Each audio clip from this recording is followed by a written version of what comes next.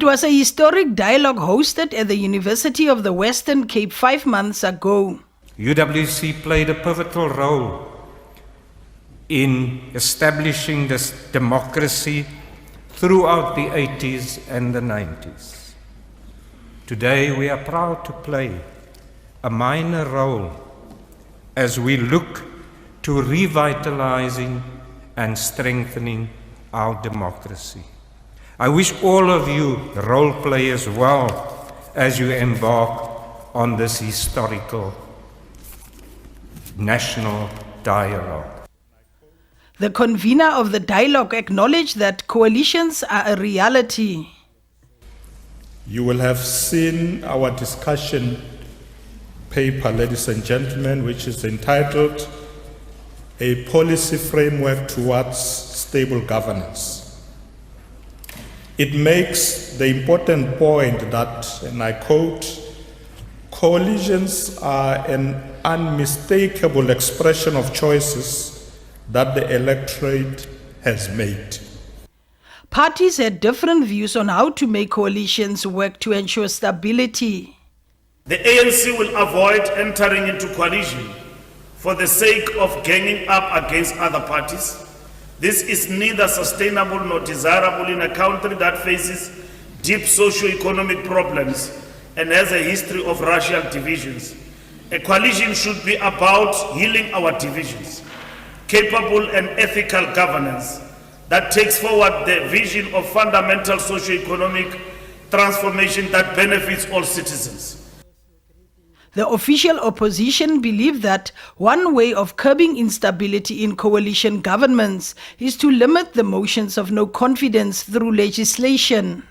It is our view that the abuse of motions of no confidence, as we've seen in local councils, in fact has created the instability, and we believe that while motions of no confidence are an important accountability mechanism, they can in effect create the instability that we've seen if they've been abused. And so what we are seeking to do at a national level is to limit the amount of motions of no confidence to once a year, but also create a safety mechanism of saying, however, there can be motions of no confidence more than once in a year's period if there has been law broken, or if there has been an independent panel that does look at whether or not this motion does stand.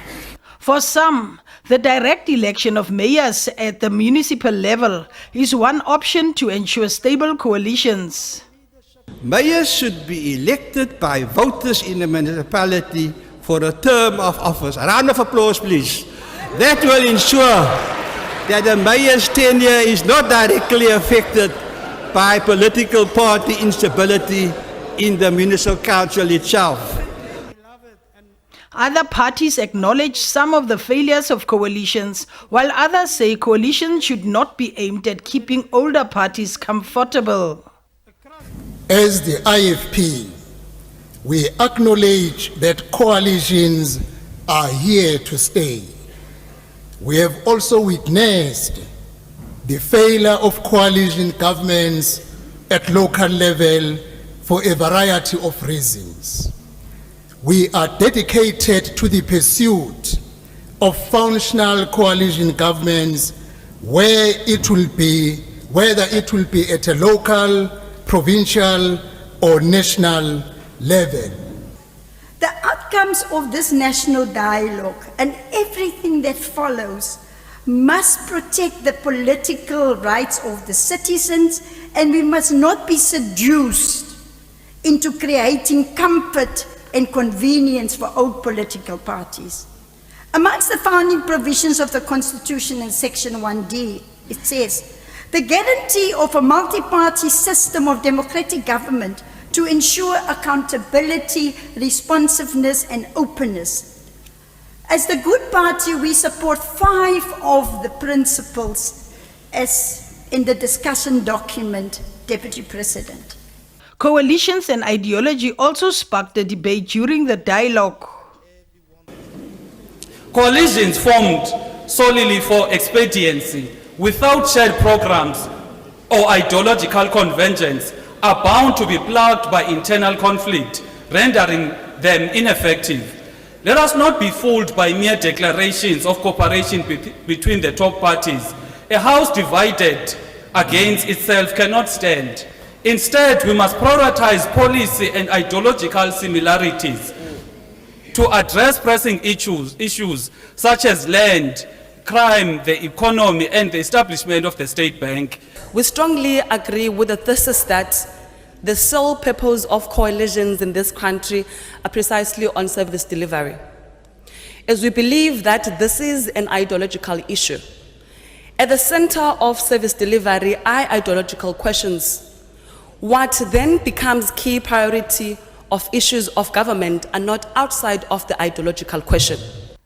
The debate further reflected on how some parties are entering into coalitions for the wrong reasons. Parties that are entering into coalition governments are only entering into coalition governments on the positions for power, for control, and most importantly for financial resources.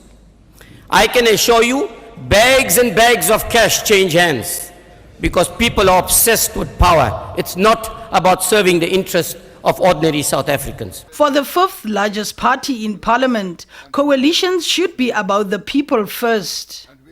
The Freedom Front Plus agrees with the following principles: putting the people first, committed to combating poverty as well as building a growing and inclusive economy, contribute towards building a prosperous society and meaningful participation in the economy, committed to building a non-racial, non-sexist, democratic, united and prosperous society.